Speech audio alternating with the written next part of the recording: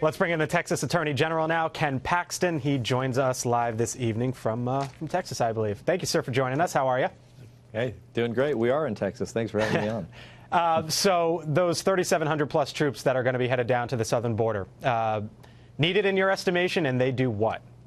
Oh, no doubt. I mean, I think they're going to help create more like wire fencing, and I think they're also going to be doing some border monitoring. So, yeah, absolutely. We have a huge problem along the border of people coming across, and we've had pretty much a porous border for decades, and absolutely we need all the help we can get down here to prevent the crimes that are associated with illegal immigration.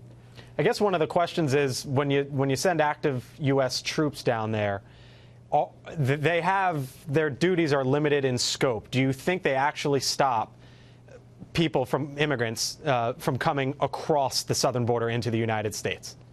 Well, certainly our Border Patrol and Customs and Enforcement are the front line of defense for what you're talking about, but it certainly doesn't hurt, given that we likely don't have enough people along the border to prevent illegal immigration. It doesn't hurt to have backup people doing other things that then relieve the Border Patrol from having to do those particular duties. So, yeah, I think it definitely helps, and I'm glad the President is taking advantage of this opportunity. Yeah, I'm glad you brought up the President because, you know, we got this big speech here in Washington tomorrow night, the State of the Union address. You want to hear what from President Trump?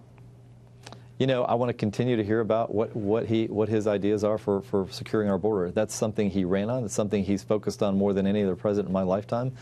And obviously he's got a challenge with Congress funding it. And so, you know, it's going to be interesting to see what he says his next steps are, given, you know, we had the shutdown and also his comments about, you know, declaring some type of emergency. Yeah, should that next step be declaring a national emergency? Do you believe that the President should go down that route?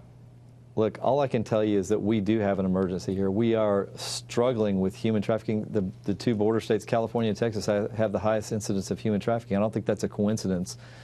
We have, you know, drug issues that we deal with constantly, and our crime is affected. If you talk to some of these people that have lost loved ones, they would think that there is a national emergency because it's affected them directly.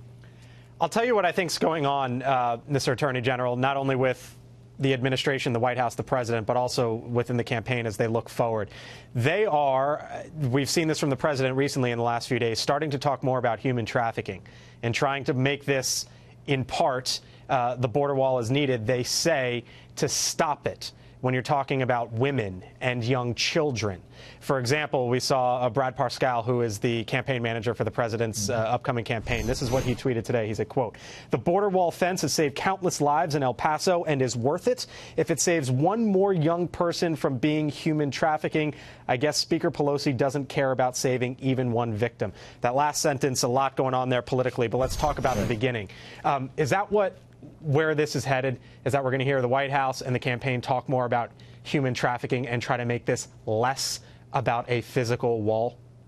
Well, no, I think it's about both, but it clearly is an issue that, like in my state, we've been focusing on for several years in my AG's office. We started a human trafficking unit just because Texas is #2 in the nation for human trafficking. Houston's our worst city in America. It is a real issue affecting hundreds of thousands of victims. How bad of a problem is it? Like, I know you say it's a real issue and it's an awful thing, but drill in on us if you can. How bad is it down there? So, you know, we just started this a few years ago, and my office is fully busy with the few people that we have prosecuting these cases. We are engaged. We prosecuted probably 30 or so in the last couple of years. We took down a group called Backpage.com, which we think is the largest, or at least close to the largest, online purveyor of human trafficking. It was centered in Texas. So, yeah, it's definitely a problem. We see it, you know, every day in our state. And we're probably going to hear the President talk about it tonight, or tomorrow night, rather, in the State of the Union address. Ken Paxton, the Attorney General in the state of Texas. Ken, thank you for joining us tonight. Hey, thanks for having me on. Have a great day.